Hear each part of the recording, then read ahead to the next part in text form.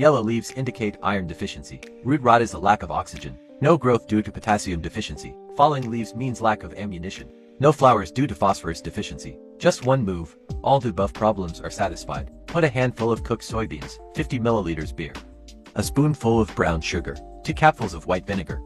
Add a pound of water to dilute and ferment for 3 days. It contains various trace elements needed by plants.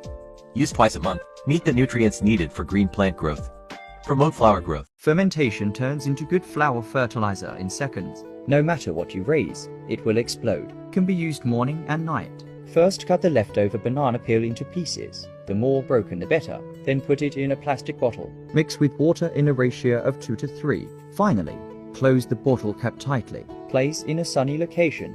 It can be used to water flowers after a week. It is rich in a variety of trace elements. Don't water too much at one time. Click to follow to teach you more tips on growing flowers.